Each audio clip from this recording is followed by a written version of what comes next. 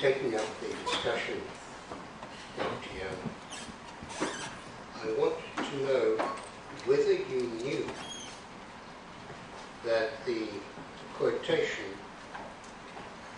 the request for quotation to you, was a standard request that went to all the local sub-suppliers for the combat suite. Did you know that? I certainly could have assumed that. I think that would be true.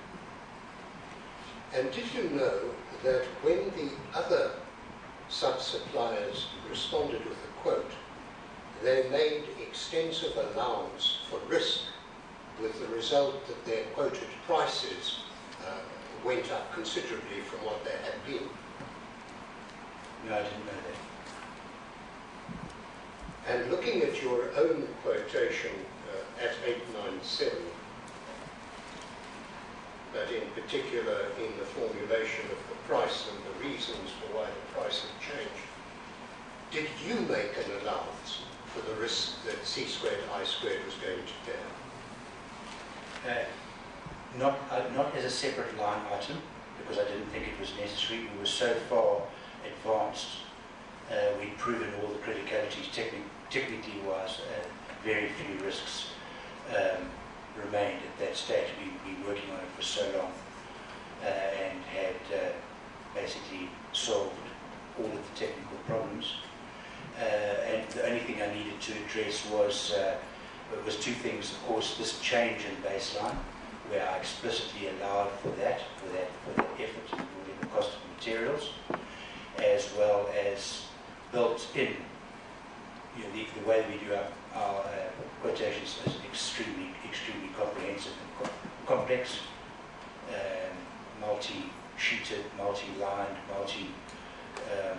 columned spreadsheets with each item identified and broken down, and in terms of effort, man hours, because by this stage we didn't think there was any risk whatsoever in the hardware. If the little things required attention, it would require manpower, and for the relevant items there would have been sufficient man hours per item to account for risk. So can the Commission then understand that you, and I say I use you and C squared, I squared interchangeably, you had formed the firm idea that there was no real risk attaching to the IMS, and hence no real need to allow for risk in your quoted price? Yes, that's correct. But I think I also need to say at this point is we were actually treated quite differently from all the other subcontractors. As you put out, this was a generic request for quotation from ADS. I do know that there were several meetings going on from maybe January in that first quarter of '99, where all the other subsystem level 3 systems were involved in big multi-day meetings where this may have been addressed, but we were not invited or involved in any of those. So there was no ways that the issue of dealing or providing expressly for risk was ever brought to our attention. Yes, I can appreciate that if it had been done, the question of the risk had been drawn directly to your attention by ADS, then it may well have been that your quote would have been much higher, because you would have made proper allowance for risk, wouldn't you? Not necessarily much higher. What I would have been asked for us to expressly provide for risk. Look, of course we were always mindful that we'd been asked for cost and risk assessments over the last couple of years at least, and we didn't want to undermine our credibility or whatever in any way by suddenly having unexplained price increases. So if I was asked explicitly for risk, what I would have done is taken the risk provisioning out of the manpower allocations, added in another column for manpower-based risk, and then determined a price of that, so that it would be explicitly in a line item. If been asked for a line item of risk, I would have done so. But it wouldn't. I very, very much doubt that our own risk, our own price, because of explicit risk, would have increased by, I doubt, more than 15%. I'm not using this in a pejorative way, but it seems to me, would you agree, that the fact that your attention had not been expressly directed to risk, plus your belief that there was indeed very low risk, had in a sense led you to paint yourself in a corner in which your quotation would not allow you to assume risk in any meaningful way, because the price that you had offered simply didn't allow for it. No, well, see, now you're completely going against what I've just testified under oath. I've said we allowed for risk within the item by item what we call resource allocation. So certainly the provision for risk was there. It was just not exposed to ADS as a line item because they never requested it. If they requested it, we'd have done so. Was the risk that was contained in that form adequate if the risk was not to be regarded as a low risk, but if it was to be regarded as a substantial risk? Yes.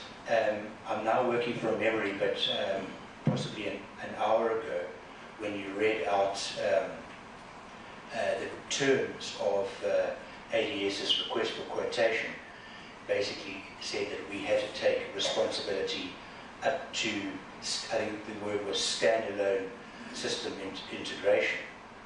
Okay. That means that we're only taking risk for the IMS, and we can prove the external functionality with simulators. In fact, I can't remember which of the documents may express allowance for the use of simulators and emulators. And anyway, the clear inference, and I'm glad you read that out to me, is that we take responsibility for risk at the IMS level only. And I can assure you, being an expert in the subject, I've done it before on a submarine, or something very similar, that the risk of the IMS, or in those cases the system data bus, was very, very much restricted to the subsystem level, or not the level 3 level.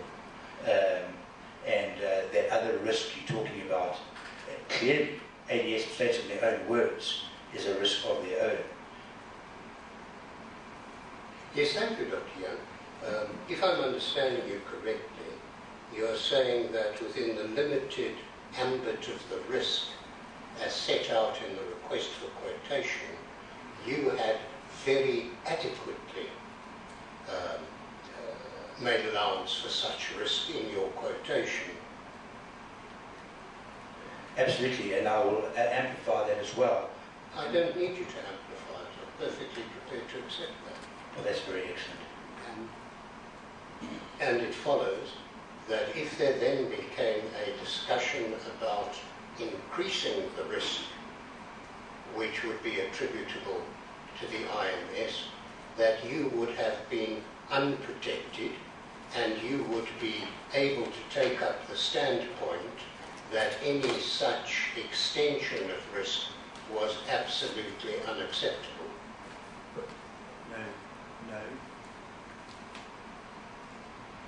No, that completely flies in the face of that letter of June to ADS, where I've said that if we, according to the current baseline,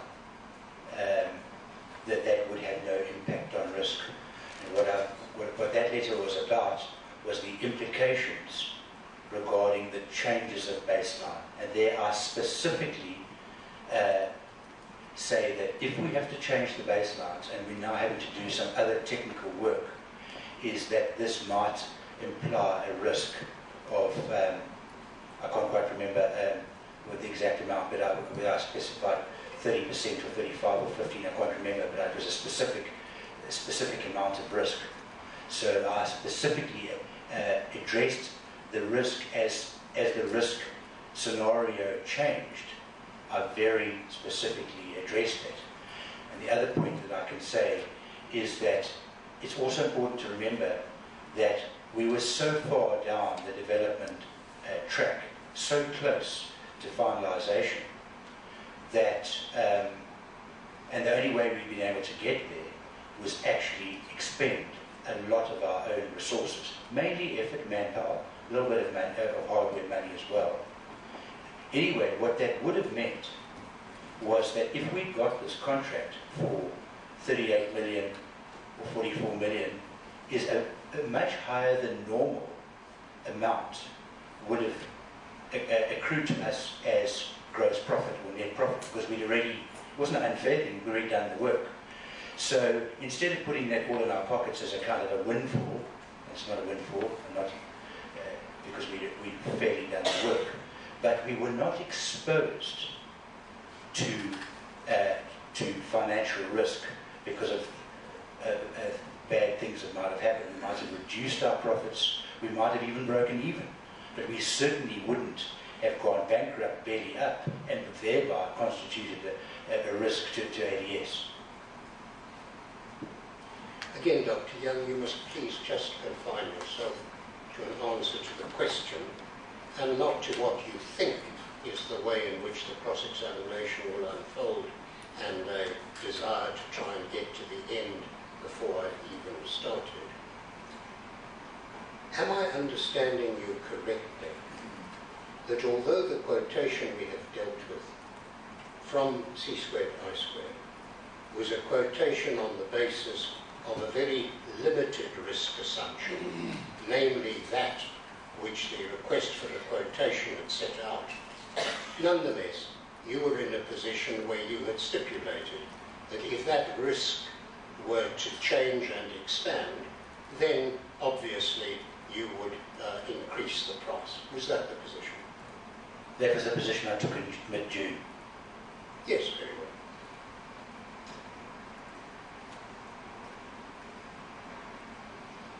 Now, the upshot of the talks between the main contractor, and indeed ADS, and the Navy, which dealt with an attempt to reach a price, did, as I say, and as you've agreed, although you knew about it at a later stage, raise the question of risk.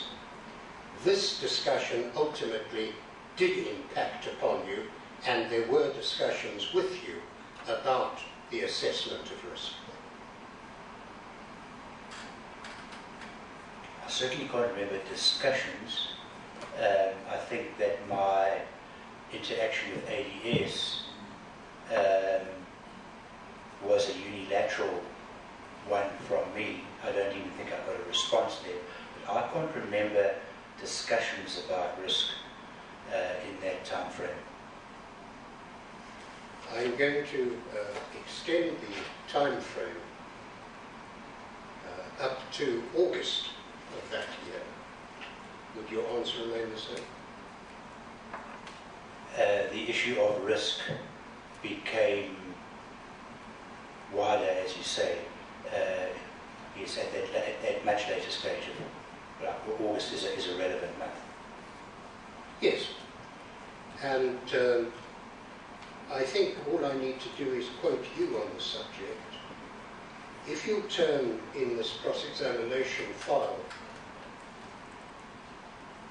1 to page 211,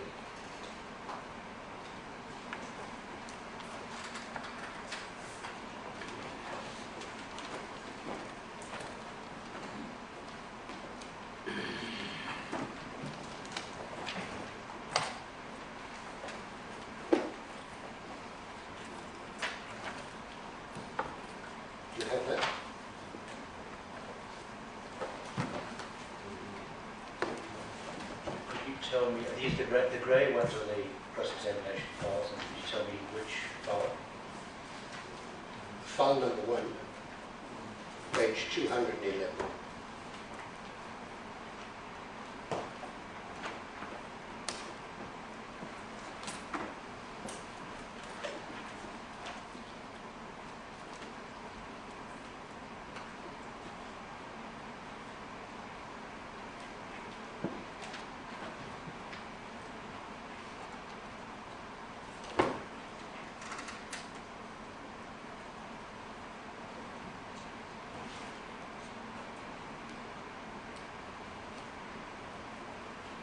Yes, I have page 211.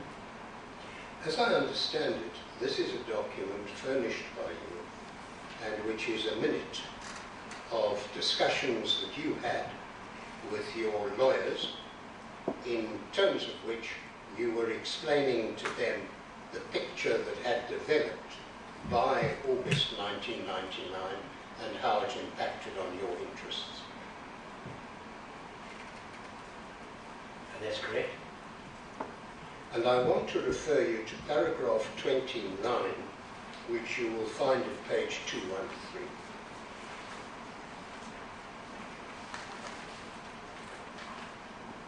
Okay, I have that. Then you say, we understand that ADS is prepared to drop its price for the combat suite to 2.6 billion. But this would be on the basis of not accepting risk for a portion of the subsystems.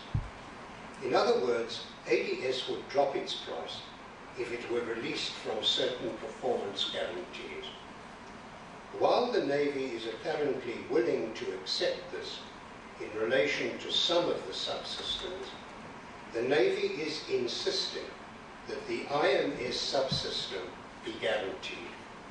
This is because the IMS subsystem is crucial to the whole operation of the vessel. It is the nerve system of the combat suite and is absolutely key.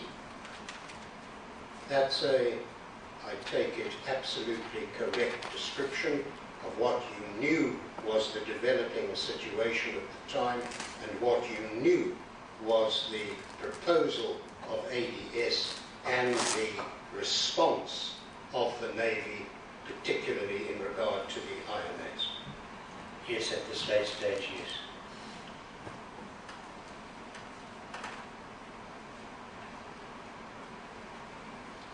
And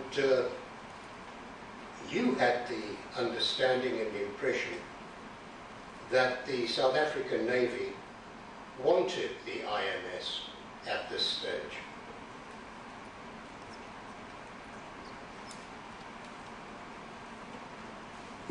Is that not so?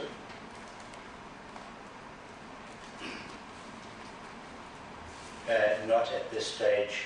It's always been a little bit of a mystery exactly what stages ended when.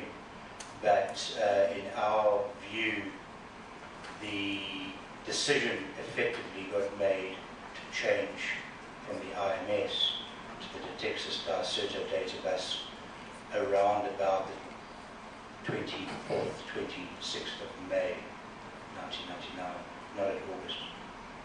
Well, all I'm going to do is refer you to what you yourself said, paragraph 31, in the last sentence.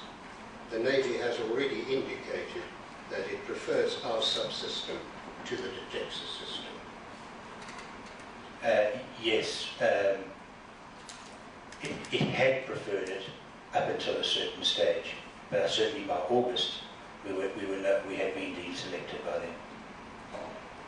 So what it appears you knew was that the IMS system had, not through any desire of your own, but had become a friction point in the price negotiations between ADS and the Navy, and the friction point was who would bear the risk of the IMS not meeting performance or time testing standards.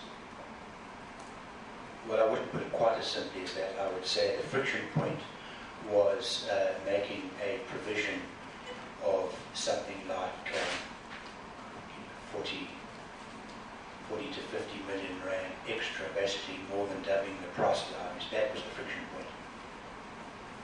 That was the friction point as far as you were concerned, because you regarded that as an unfair increase for risk, didn't you? I did, but it's the only reason why the Navy wasn't prepared to accept the IMS was not because of its overall technical risk, but just because of the price. Let us proceed on that basis. That's what I've been saying to you. It was the IMS, through no desire of your own, had become a friction point in regard to price. And were you not being encouraged by officials of the Navy to try and reach some accommodation with ADS that would satisfy you and would satisfy ADS and would resolve this problem that was emerging between you in regard to the risk for the IMS?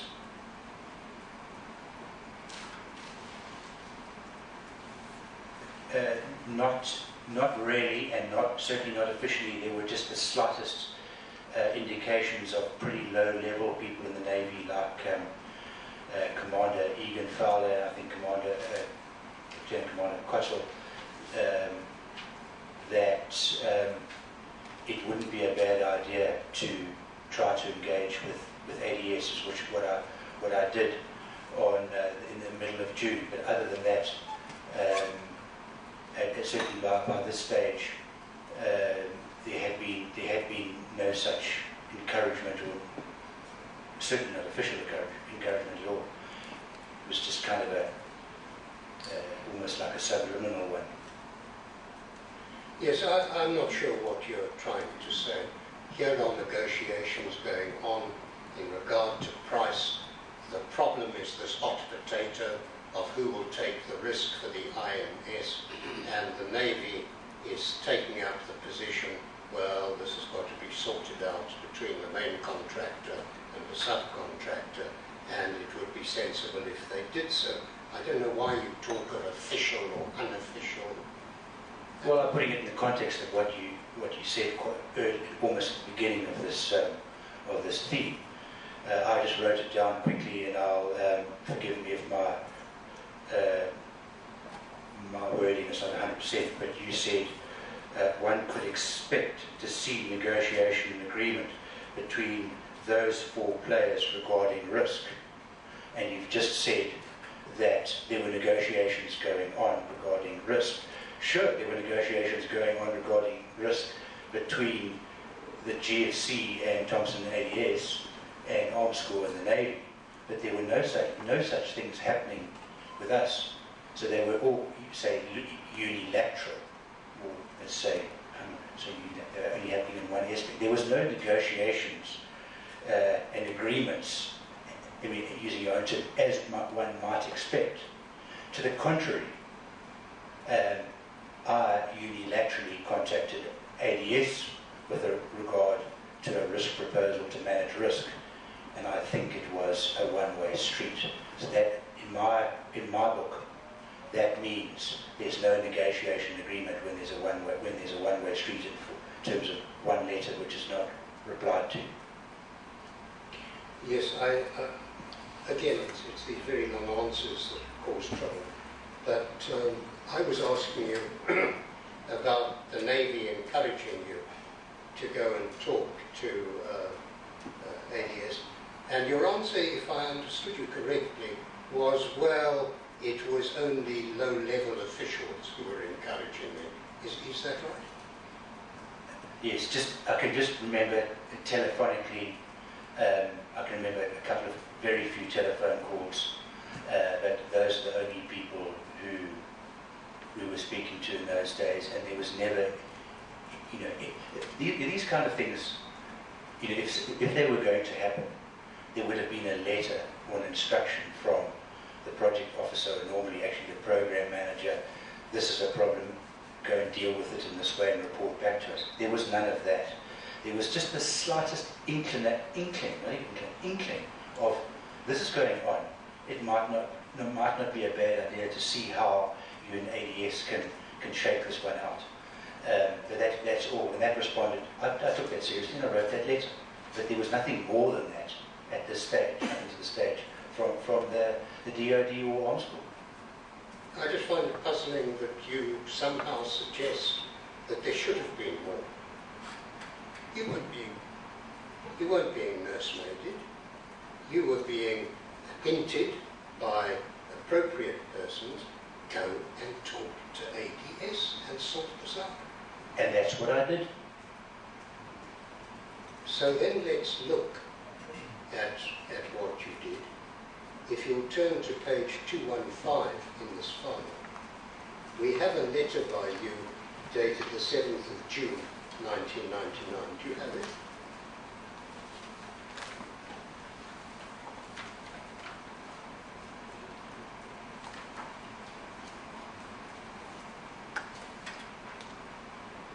Yes, I do.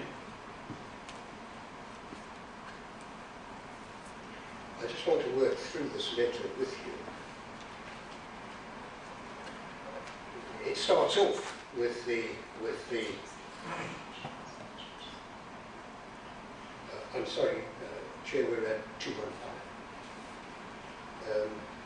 The letter starts off with the encouraging suggestion of cooperation in SA Navy's Corvette Combat Suite.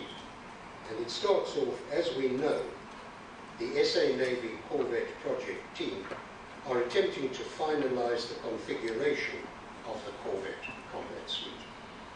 This is clearly an extremely complex and demanding undertaking when considering the issues of performance, cost, risk, and financing, as well as the inevitable dependencies between these factors. And of course, although you wrote that in June 99, you would say, looking at it now, you were absolutely right. That's a correct description of the problem that was facing the parties at the time. That's correct, yes. And then you went on. It has become clear to us over the last number of weeks that the matter of the inclusion of the information management systems within the combat suite is a particularly complex one in the context of it being a South African developed subsystem and one which affects the performance of the complete combat suite. The complexity of the matter is exacerbated by the fact that Thomson CSF has offered to provide financing and a performance guarantee for the entire combat suite. Now let me stop there. How had it become clear to you over the last number of weeks that this task of integration was particularly complex?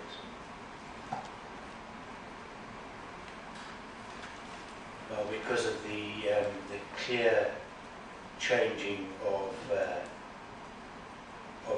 both the technical baseline in terms of the combats, the CS7 Mod 1 architecture. That was one factor. The other one, I think, was in play by then, was the issue of Part C and the Part B contractors. That was another complexity. So there was a number of things that, and of course all the requests for offer that we had, and we were made visible by ADS of the higher level requests for offer, designed to cost measures, not only the changing of the baseline, but the chopping and changing, the removal of the dual protocol stack, and all of those things just was backwards and forwards. That that contributed extensively to this complexity. And you go on to say that the complexity of the matter has been exacerbated by the performance guarantee for the entire combat suite, so that you understand that this would make taking responsibility for the IMS a difficult undertaking for Thomson CSF unless they had clear visibility into the IMS in terms of performance, completion, status and risk factors. And that indeed is the nub of my letter. So let us agree. You had recognized that Thomson CSF, as you called them, had put itself in a difficult position because the contract was obliging them to stand good for the guarantees. And you were saying, in effect, oh, but if I can show you something about the IMS, if I can show you, if I can only show you, you will realize that really you have no risk in regard to the IMS. Is that it? Effectively no risk, or low enough risk not to penalise our subsystem with such a high risk that it was doomed for exclusion. Yes. You were trying to sell the idea that the IMS could be kept on. It could be kept on at Thomson's risk, and Thomson ought not to have sleepless nights about it. Well, certainly this is also opening a channel, an invitation to saying, well, we can't take all this risk ourselves. At least put a reasonable amount of money where your mouth is. That was certainly an option open to ADS. It wasn't just a clear sales pitch. Well, all I've done is read the paragraphs of your letter thus far. And you tell us at page 216, or you tell Thomson at page 216, that the aim of the letter is therefore to invite Thomson and ADS to meet C-squared I-squared systems to discuss and review the present status of the IMS with a view to reaching a mutually satisfactory arrangement for the retention of the IMS in the Corvette Combat Suite configuration. That was the purpose? Yes. And then in paragraph 4, you do acknowledge that the IMS is a developmental item. Paragraph 3. But you immediately discount that. You say, as any systems engineer or program manager will know, there are always many factors which affect system equipment selection. While developmental items always represent some risk in the implementation of complex systems, there are also many plus factors for doing so. In fact, where there is apparently absolutely no residual technical risk in the selection of an item, the item is most probably obsolete. So that's a flippant phrase, but indicative of a paragraph which says, yeah, it's developmental, but there's no risk. It's certainly not flippant at all. None of the tone of this letter is flippant, and I won't allow you to leave it that way. It's not flippant in the slightest. It is well known in system engineering, if you are trying to develop a system that has a longevity of 15 or 30 years, or it has a cutting edge against your adversaries, is if you just use absolutely tried and tested off-the-shelf technologies or systems with zero risk, it normally means that that product is close to the end of its useful life or obsolescent. There's nothing flippant and there's nothing untrue about it. I never suggested it was untrue. You suggested it was flippant. Certainly. And where we go in paragraph 3.1 is a sales pitch, I put it to you, in which you talk up the IMS. It is state of the art, it is world-class interconnectivity system, and it's based on international standards and commercial off-the-shelf technologies. The IMS has a very high specified performance as well as rich functional capability, all of which can be proven or demonstrated right now. In fact, in most functional areas of the IMS, achieved performance is substantially higher than specified. And then you say an obsolescence is an unavoidable inevitability coupled to the use of COTS. We have what is believed to be a well thought out and practicable obsolescence plan. So that's all intended to reassure Thomson that it really is a very good system. Yes, and constitutes low risk. As you say, it constitutes no risk.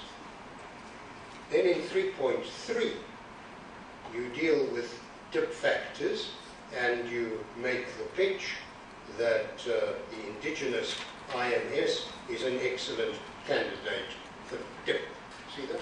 That's good. That's correct, yes. But then at 217 across the page, 3.5 paragraph, you come back to risk. Regarding risk, no risk assessment has ever been carried out by Thomson or ADS on the IMS or the C-squared I-squared systems as the responsible development company. We can only therefore conclude that Thomson ADS's reluctance to select the IMS derives from a combination of cost/risk factors, which are, of course, very difficult to quantify. Just tell us why are they always so very difficult to quantify? Well, you see, one has to look at the sublime and the ridiculous. The ridiculous would be that if one is taking like for example, ourselves taking a risk regarding the IMS, and we had a risk factor of, even if we double the price of our IMS from 42 million to even to 84 million, but we're taking that risk, but we're providing a risk guarantee for a 2 billion rand combat suite. That's a difficult thing to get grips on. So when I say it is very difficult to quantify, it is, but it's not impossible to do so. Well, it's not impossible to come to a reasonable negotiated agreement regarding risk. Yes, if I understand you correctly, you're making the point that even if you were to have increased the price of your combat suite from 42 to 84 million, that wouldn't have been sufficient to guard you in the event that you had the full risk of the combat suite malfunctioning or being late attributable to the IMS. It just wouldn't have been enough. Well, you see, as I said, it's a very complicated situation, and you're trying to make it into a simplistic one. Because unfortunately, one has to elaborate here, is that there are four systems. Are all four systems going to be found faulty several years later? And that will invalidate the whole combat suite. And so you need to throw away the whole combat suite. Or will it only involve one vessel? Will it cause the first vessel to be 6 months late and attract penalties of, what's the standard, 1/14% per month is the standard arms corps pen, not per month, per week, or something like whatever it is. So is that the risk? Is it the entire combat suite, or is it the IMS? Okay, the IMS is faulty, but we've only delivered one system. Stop, we're not paying you any more. We've spent 15 million rand out of your 44, so that's the risk. And now we're going to take the rest of the money, the other, say 30, and we're going to give it to another company to go and do something, so that there's that amount of money, and maybe that they will be late and that will attract a penalty. So it is such a complex environment just to arbitrarily quantify risk. But where I say it's quite possible to do so, say, okay, what we do in engineering all the time, what are the scenarios, what are the parameters? And once you've got that, a point of departure or a baseline, then it's not so impossible or difficult. It's not possible to do it. I really am asking you quite a relevant question, and I prefer you if you'll just focus on the answer to this question. If the risk that you had to shoulder was not confined and limited to the IMS, but it extended to other components of the combat suite which might be affected by a malfunction of the IMS, then even if you increased your price to 84 million, would that have been sufficient to guard against that extended risk? I'm pretty sure it would have. You think that would have been a business-like assessment in that situation? Well, I think that would have been slightly generous, a little bit over the top, but certainly in my considered view, that would have been pretty generous. I mean, to be honest, if we were quoting a 42 million rand system and we were allowed to quote 84, I've got a 99% surety that we would have had a windfall of about 40 million rand. No, I think the problem is, as you started the answer, you were being quite frank. You said, well, 84 million would have been at most perhaps just a little bit generous. But then you realized, of course, the difficulty that that is the price that was quoted by ADS, which you have denounced as exorbitant and impossible and a complete Machiavellian machination. So you had to tailor the second part of your answer to deal with your realization of where you were going, and so you answered in the way you did. Am I right? No, you see, you're wrong. You're even arithmetically wrong. And you also are drawing assumptions which are inappropriate. The price quoted by ADS was 89,255 million. I only used the figure of 84 million because it was double our 42 million. And I said straight away that that was generous. I was only using that as a point of illustration. That's all. As I've said before, I think I've stated a couple of times, I think without any changes at the baseline, if we were asked explicitly for risk, to provision for risk, then 15% on top of our 42 million, whether it was 38 million or whatever it was, 15% would have been reasonable. And with the late changes of baseline, maybe a 30 to 35%. That is what I believe is reasonable. I was only using that as an illustration. No, Doctor. I understand what your case and your line has always been. I was just interested in this franker answer that you gave. But let's press on. The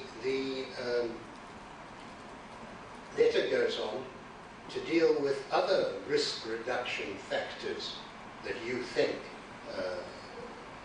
should have been taken into account. And you deal with them, and then you issue an invitation to Thomson and ADS in paragraph 5. We are therefore taking the advice of the Corvette project team. Now, what was the advice that the Corvette project team had given you? as I've said, all I can remember was telephonic discussions between lower level people like Commander Ian Egan-Fowler and his subordinate Lieutenant Commander Andrew Cottle, that it would be in our interests to try to sort this out with ADS. Surely the Commission can accept that the advice you have been given is the advice that you immediately set out in that paragraph. We are therefore taking the advice of the Corvette project team and inviting you and your Thomson ADS team to visit us at our offices in Cape Town to discuss the issues of cost and perceived risk of the IMS, as well as to provide you with a credible and substantial demonstration of the IMS as it presently exists. Yes. Now, that advice was good and sensible and sympathetic advice, was it not? Yes. But very late advice.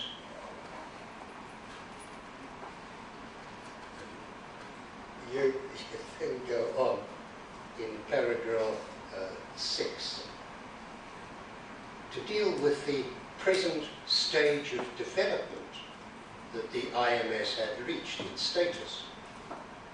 And you say, quite rightly, you must obviously come to your own conclusions, but we wish briefly to advise you of the present status of the IMS.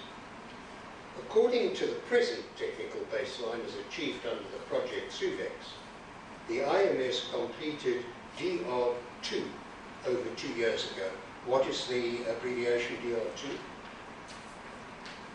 Design Review 2. It's the equivalent of a critical design review. In fact, it was the first subsystem by some margin to do so. You then say, we are now progressing rapidly to factory acceptance tests, which would have been the main part of DR3, and have defined 3 interim milestones: integration demonstration test 1, 2 and 3 in the lead up to IMS DR3. So DR3 is the development phase which had been financed and which you had progressed under Project SUVEX. Yes. It's not the factory acceptance test, which was now being contractually imposed once the bid had been allocated and performance had begun. Well, they're not the finalisation or acceptance of the FATS, factory acceptance tests. But FATS doesn't occur in one fell swoop. It's a build-up over a long time. It could even be a year or so. And as I think I pretty correctly say, we are progressing rapidly towards factory acceptance tests.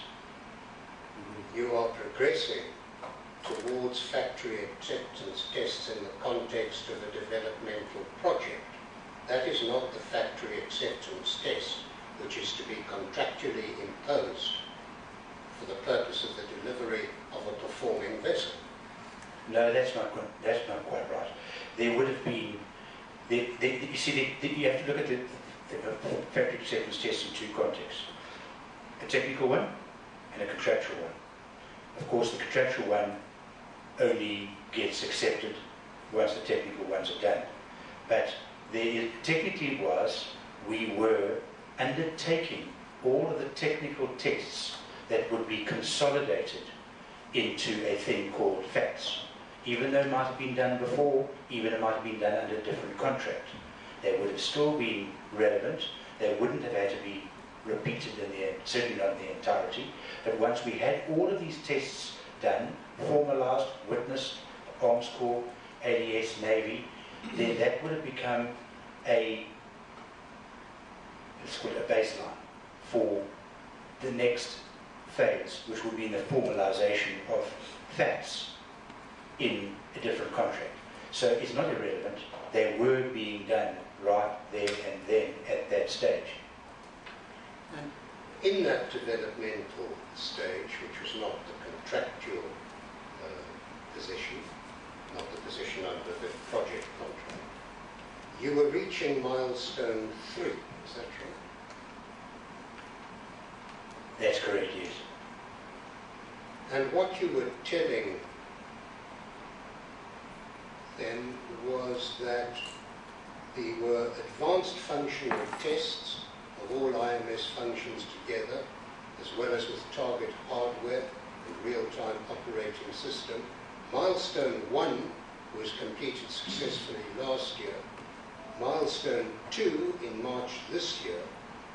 At present, we are in the process of milestone 3 testing and should be complete within 2 weeks or so.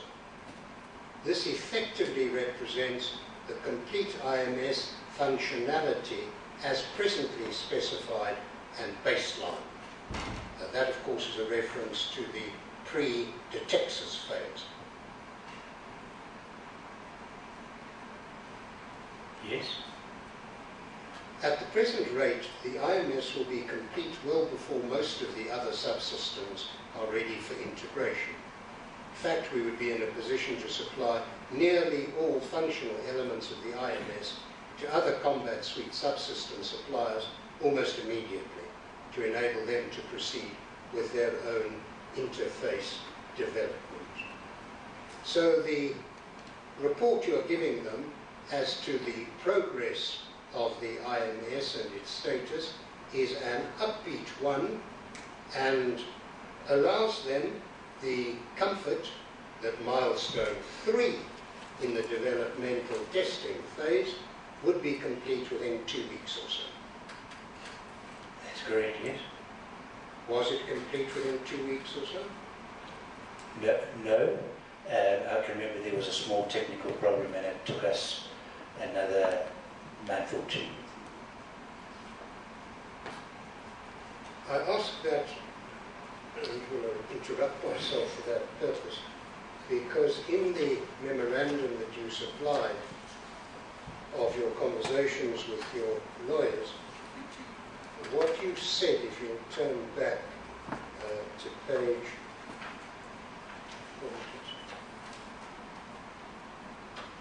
214,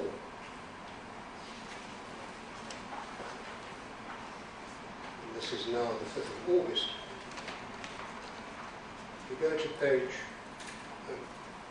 yes, 214, paragraph 38.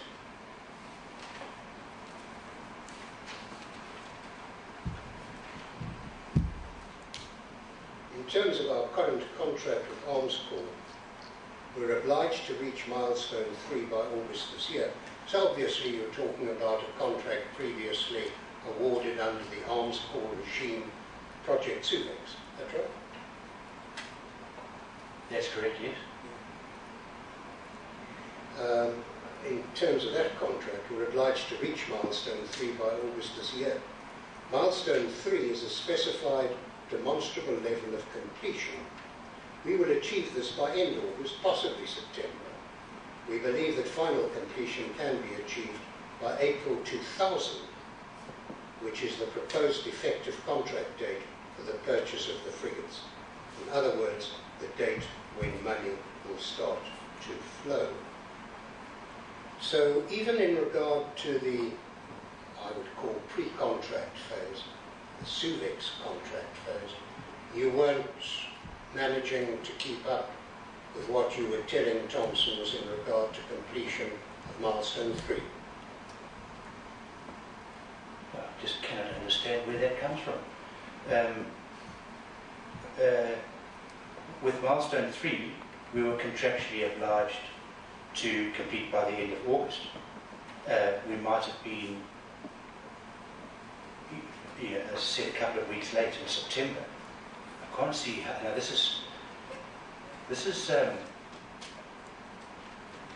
development project that you can't normally say that I'm going to finish. In two years hence or whatever, you can't say, well, I'm going to finish on the 28th of August. If something's take a little longer and you finish even on the 28th of September, it's contractually acceptable. And when I can say so, that was contractually, but one also has to remember that these contracts that were supplied, placed by Arms Corps, actually were normally, invariably placed extremely late. And that in itself was, loosely speaking, excusable delay. So there was absolutely no indication here of us not being able to complete our expectations timelessly. None whatsoever. All I'm pointing to is the assurance you chose to give Thompson's in the letter at page 2 of 1.8, and the fact that clearly that assurance was not correct. You had said to them, at present we are in the process of milestone 3 testing and should be complete within 2 weeks or so. If that were true, you would have completed milestone 3 on or about the 21st of June. Exactly, and then we would have been early. That's what I was expecting at that stage. As it turned out, we had a tiny little bit of a software problem. I think it was with some equipment that was supplied by an overseas company as a standard project common item, and it took them a little while to resolve that. It took them about a week or a couple of weeks or whatever it is. And so we were still very well within our contractual obligations to finish by the end of August.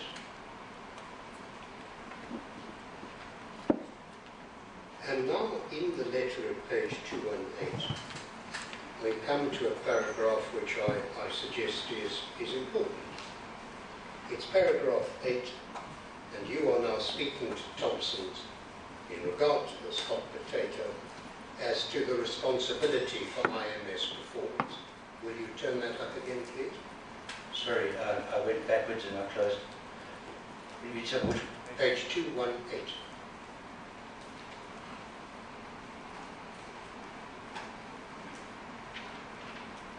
Okay, I think I've got the right page. You should have a paragraph 8 headed Responsibility for IMS Performance. Yes, I do. Let's go through that paragraph. Regarding responsibility for performance, C²I² systems are definitely prepared to put our money where our mouths are regarding the IMS. In this respect, we are more than willing to discuss matters such as performance guarantees for the IMS, risk management, contractual terms and conditions, etc. These are matters which have been mentioned informally during the preparation of numerous rounds of offer preparation, but have never been formally raised between our companies. Now, what I want to know from you is what would have been the monetary value of any performance guarantee that C²I² was prepared to offer for the IMS. Well, I'm only just working from what I know now. So according to the standard baseline, 15%. The modified baseline with the extra, the bridge interface unit and the dual protocol stack, 35%. 35% of 42 million. That's correct, or 35% of 44 million, whatever. Do the arithmetic for me, because I'm sure you're better than I am at that. Well, 10% of 44 million is 4.4, so we can say 15% is, say, 7 million, and 35% is more or less double that in the 15 to 20 million rand bracket. I didn't know that 30% had such a wide range.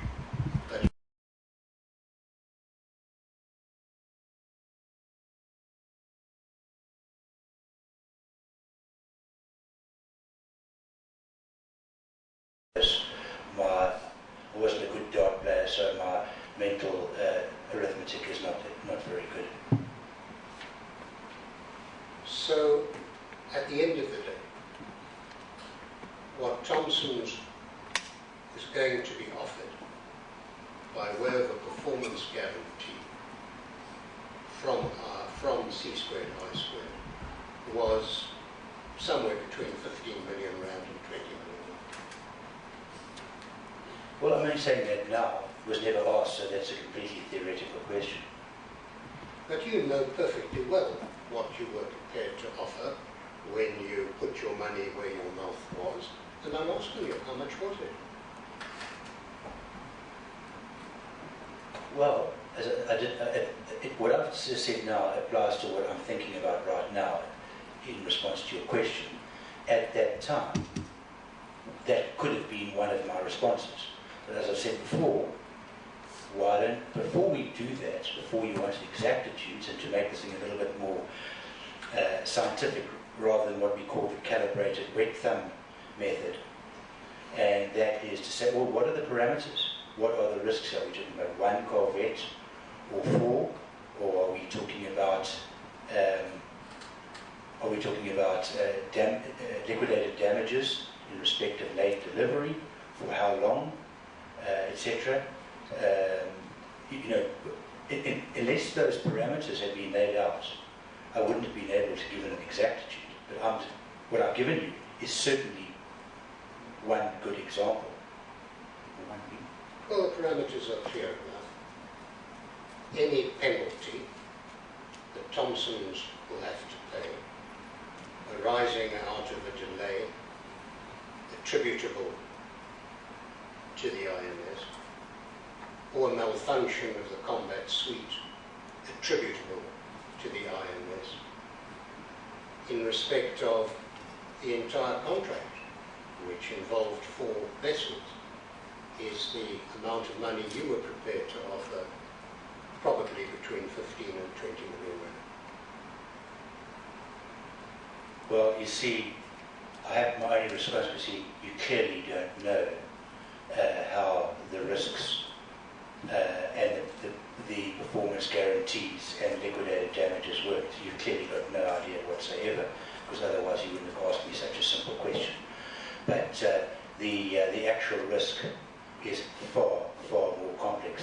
I would say that the high watermark of risk taken by ADS is having the entire contract cancelled because of non-performance. That could be a 2.6 billion rand risk, but I very much doubt that. That would be not only the high water mark, but it would be about a 1 in 10 million year spring tide at the same time.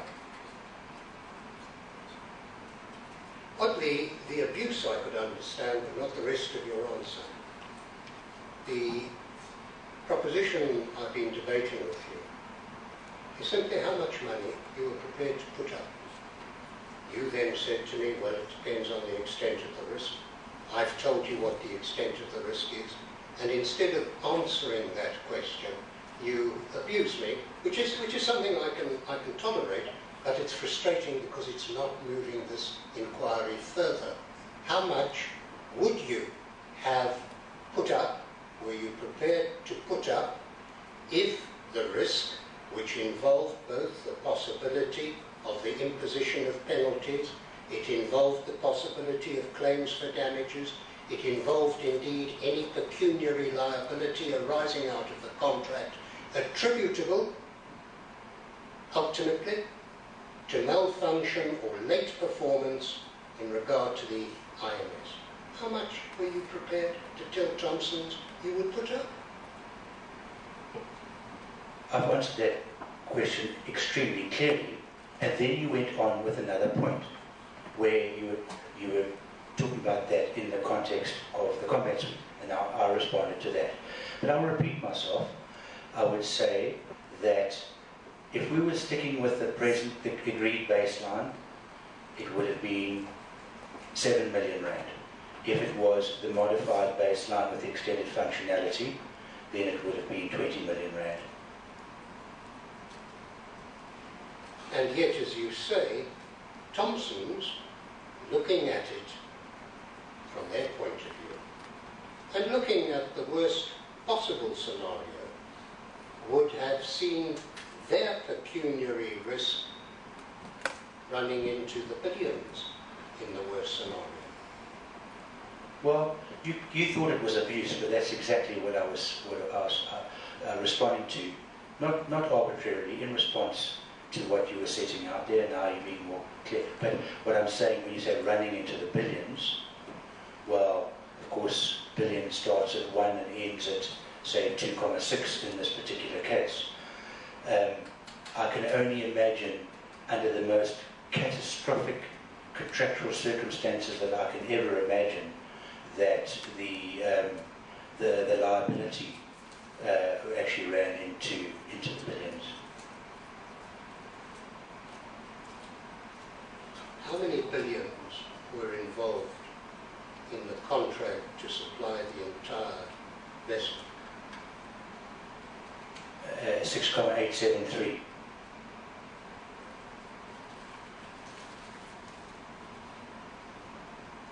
Now, tell me, where in this letter is there any response on your part, apart from protestations of goodwill and cooperation? Where is there any meaningful, concrete proposal of what you would contribute to the risk? I can't remember it being in this particular letter. I think it came in the next letter a couple of weeks later. Let's then turn to it. You'll find it, I think, at page 220. And it's dated the 29th of June.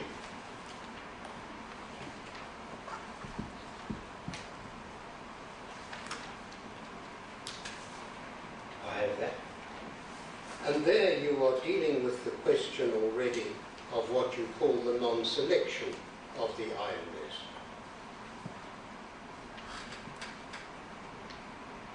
Yes. And you start off by saying you're pleased to be able to discuss the matter of the non-selection of the IMS with you on Tuesday the 28th at the meeting facilitated by Chief of Acquisitions, Mr. Chippy Sheikh, at his DoD offices in Pretoria. Will you just tell us then of what role and participation and attitude Mr. Chippy Sheikh had taken? Well, indeed, that was actually quite interesting in itself. We were summoned to a bidders kind of meeting somewhere in this time period, and I attended that meeting, and at tea time, I think it was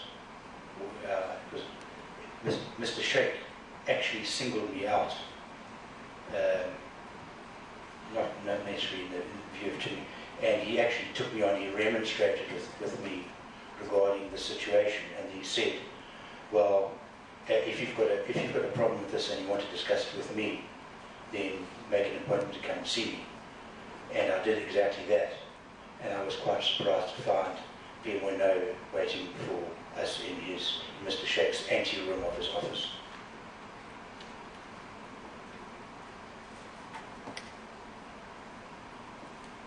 Not sure I'm following that, but you go on to say in your letter, which is safer ground, I think, as Mr. Sheikh expressed during the meeting, he believes that ADS and C-squared I-squared systems should attempt to find a mutually acceptable solution to this problem.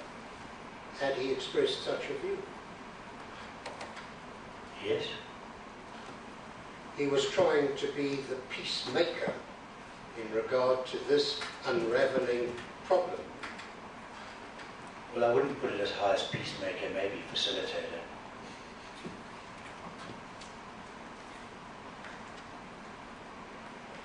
And you knew what the problem was in regard to the Thomson attitude, because you go on to say at 221, you have expressed your opinion that the IMS imposes a risk to ADS's combat management system, as well as to the entire combat suite, for which ADS has offered to take responsibility for performance as a whole. So that was their position, wasn't it? Yes. Our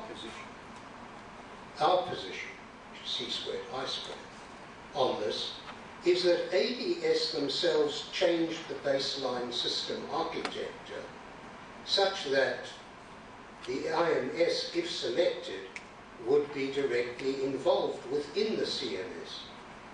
This is the downside of your approach to system architecture.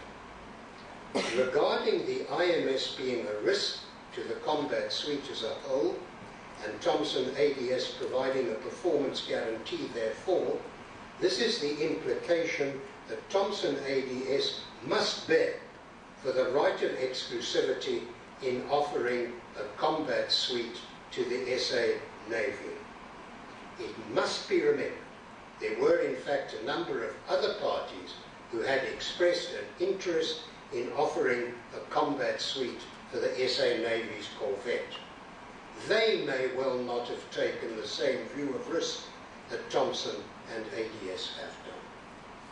Now that's an important paragraph, and I want to put to you certain impressions that it gives rise to. The first is that far from being willing to take any meaningful risk or undertaking of risk, you were saying, I blame ADS for changing the baseline, so now it mustn't look to me to take up risk, and I blame you, Thomsons, for being exclusive, and so now you mustn't look to me for risk, and by the way, if the BAE competitive bid had been accepted, then BAE might have thought differently about risk. Is that the impressions valid? Well, there are a number of different parts of what you've just set out, I suppose, here in the form of a multi-question. Okay, it's important to remember what I'm saying here is actually true. It was ADS who were changing the architecture, and it was ADS who were now changing the architecture in such a way that the combat management system, their own one, their French one, well, Thomson and ADS together, were changing the architecture such that, first of all, it became the heart and the soul and the nervous system of the whole combat suite. Before, it wasn't like that. If there'd been the previous baseline architecture and the combat management system existed on its own as a level 3, then our system couldn't have affected it. Now we were talking about, remember we were talking about here like a 335 or whatever million rand combat management system. So they've changed the architecture in such a way that now the IMS affects not the combat suite, but the CMS. That's one of the points I was trying to make. Of course, they're also changing the whole architecture of the combat suite as well, where the performance of the IMS now starts to become extremely fraught because of the technical complexities involving point-to-point links and various other things that we didn't quite ventilate in those two architecture diagrams. Those are the points I'm trying to address here. You guys want it your way. Now it's going to affect you the way it was. It was specifically designed by us at the instance of Arms Corps and the Navy way back in the 93-95 period, precisely not to do this. That was the whole point of departure of the IMS design. Now they've changed it, and the implications now come into play. Yet we of course, now get burdened with that problem. I'm trying to point out, actually, this shouldn't be our problem. So that's the first part. The second part is, as you correctly say, the BAE certainly wouldn't have taken that I know that's the only reason why they invited us to join them in their consortium, not my consortium, their consortium. That was the consortium that they had started. But I said I was also approached by STM Atlas of Germany, who were interested in providing their own combat suit. I think it's called COSIS, and the Swedish company Celsius Tech, which is now part of Saab. They actually had a meeting with one of their directors in a very fancy hotel in the waterfront of Cape Town, and they weren't meeting me for friendship, whatever. Basically, I mean, I was told directly that they wanted us on board because they would have offered a combat system completely in line with the baseline architecture. So I know that at least 3 other companies would not have taken the same view as ADS as regards risk. But they could do so because they were now exclusive. The only point I'm making is that I infer from this paragraph that you were saying to Thompson's, it's your fault and it's ADS's fault, so you mustn't look to me for any contribution in regard to the changed risk. Am I right? Well, not completely, because if we are aware of the rest of the letter, I actually set out the 3 different options, including various combinations of these options of a way forward, a media via or whatever it is, of whether one wants to use the term amicably or another, but at least reasonably finding a solution to this impasse. I'm going to come to the 3 options. You don't have to go there first. I want to also draw attention to the last paragraph on page 221, when you turn on the Navy and you say, furthermore, I am of the opinion that the Navy should be prepared to pay a modest premium for the peace of mind of the IMS being included in Category B, i.e. where ADS carries the risk, rather than Category C, i.e. where the SA Navy carries the risk. So the second riposte was, not only is it your fault, but the Navy itself must be prepared to come to the party. Is that right? Well, it's the Navy who was allowing the technical baseline to be changed, and the whole issue of risk had never been addressed from the beginning. So if they suddenly wanted to change the contractual baseline and include risk, and of course at the same time, I think in one of the previous letters I actually referred to the 2.6 billion. Clearly that 2.6 billion was allowing for some risk as regards the other option, which would have only been 1.9 billion. So surely, if they could accept an price increase of 700 million rand, which included risk provisioning for the... Now we are at the stage where it's relevant to talk about the Part C system. If they are prepared to carry the risk there, why should the IMS be the only one where at a very late stage we suddenly have to carry all the risk ourselves? It just doesn't make any sense. I'm going to come and deal with DMC, but I just want to finish off the impressions of the letter. So Thompson, on reading it, would see firstly that it was its fault, then it was ADS's fault, then that the Navy should come to a party, but that it wouldn't find thus far any offer on the part of C squared, I squared to make a pecuniary contribution by way of the furnishing of a guarantee. Wouldn't as yet have seen anything like that, would it? No, because first, they're two parts to it. First of all, we'd never been asked, and secondly, I had created the channel by which to using your own words, to negotiate and come to an agreement in this regard. I'd open the channel. Now, let's look at the options. You have them at page 222. The first option is to revert to the project baseline architecture, i.e. that referred to as CS7 Mod 1. Here the CMS can use whatever interconnectivity infrastructure that ADS may wish. A network bridge provided within the scope of the offered IMS will provide transparent data transfer between the CMS and the rest of the combat suite and provide autonomy for the CMS and other subsystems.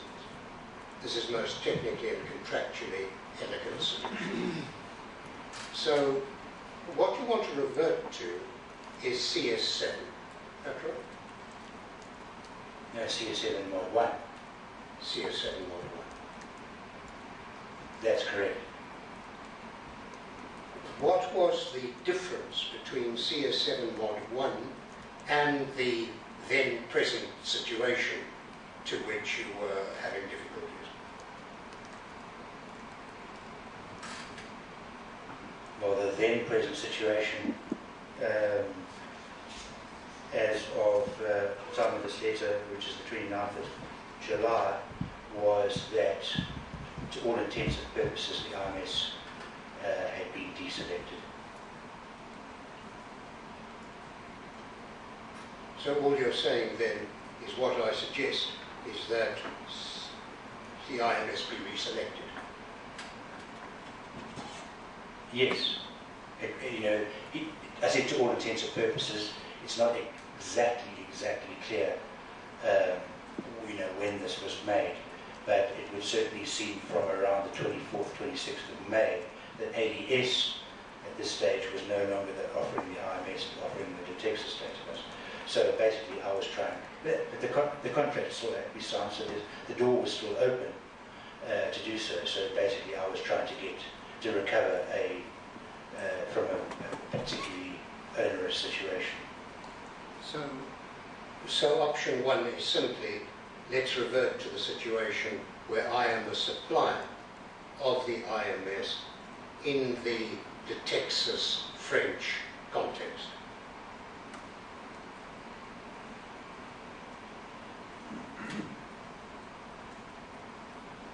You were shaking your hands around there, obviously trying to indicate something. I'm not just trying to analyse a response. Yes, what I was trying to, what is clear from my wording here, what I was saying is that if the architecture includes not so much the detector system, but the Thompson Tabby-Tab combat management system,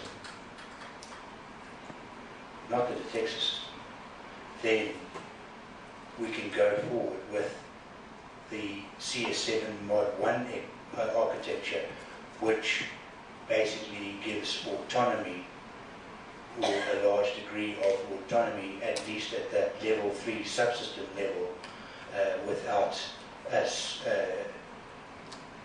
we'll say without my company necessarily having to call all the shots inside the inner workings of your own company's product, the Tabby-Tab combat management system.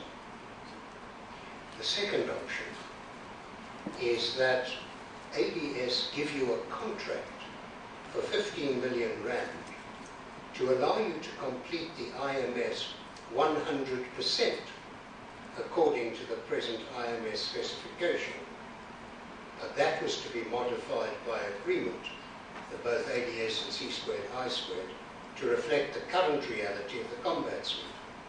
And this would be conditional on ADS receiving the main CS contract. It therefore represents no risk to ADS.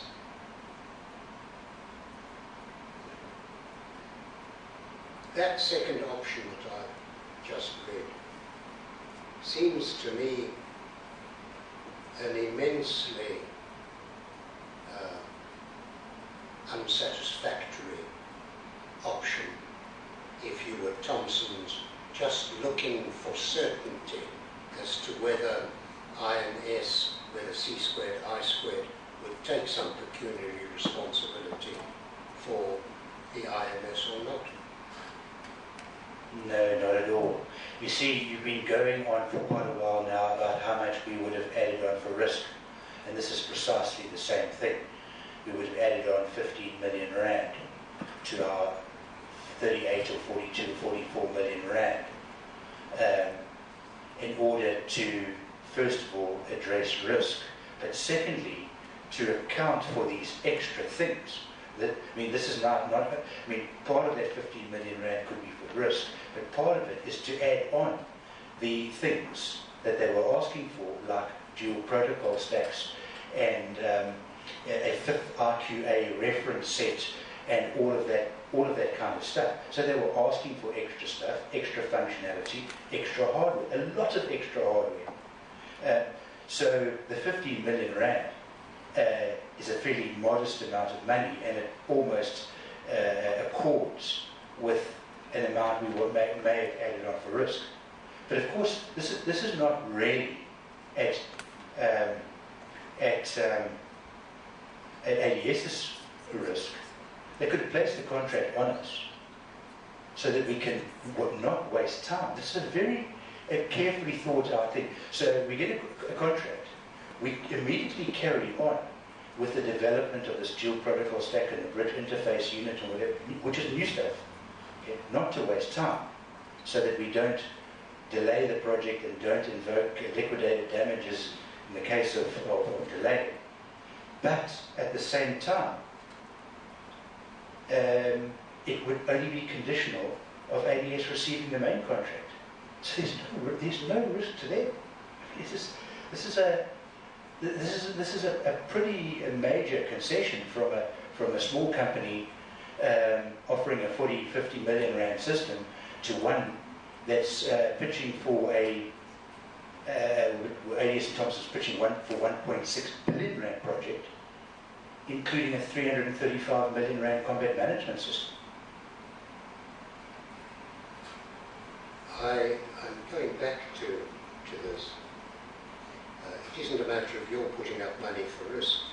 It's a matter of your saying to them they must pay you 15 million rand for the completion of a development contract that they must now give you. And in the next paragraph you say, should C squared I squared systems meet the specified requirements, that is to complete, within 9 months of order, then they receive the contract for the supply of production IMSs for the corvettes themselves, as well as those for the integration test bed and the IQA reference set. So as I understand it, what you are doing is saying to them, you've got this problem, here's a solution I'll offer, give me another contract, that'll get development up to 100% in about 9 months. If it does work out that way, then give me all the contracts that relate to my participation then and there. Is that where we are? Not quite. I don't know whether you are leaving this out purposefully or not, because I've just explained it. I said the contract, the development contract, would still be conditional that ADS receive the main contract. So they are not at risk. Basically what it would mean is that we get placed a contract on us, so we can start immediately with reducing the risk by doing the work. But it's conditional, so we don't get any payment for it once they get the main contract. If they don't get the main contract, then we have taken the risk and actually suffered the risk. We would have done 9 months worth of development work that we never get paid for. So this is clear as the light of day, without my interpretation, what stands on this piece of paper in black and white before us. What it seems to stand on is, give me another contract. That will last for 9 months. If at the end of that contract I've performed as I'm promising you I will, then I'll get all the contracts that we've been talking about, the risk. So I suppose the sentence that says this would be conditional on ADS receiving the main contract it therefore represents no risk daily. I suppose you can't see that in your copy. And then the third option is somehow a combination of the first and the second. And those are the three options that you were offering in this debate. Well, those are the three options, but of course, option 3 does, in effect, offer a pretty wide variety of solutions to this problem. I wonder, Chairman, if that's an appropriate time at which to debate with.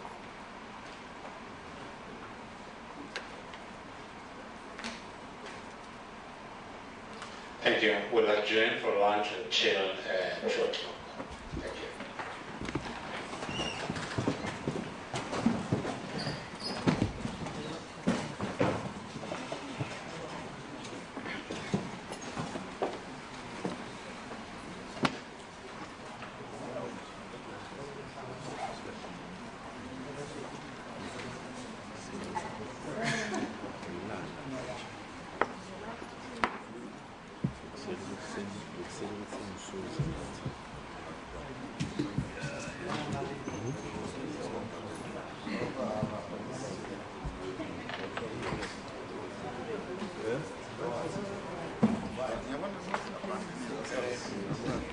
Ja,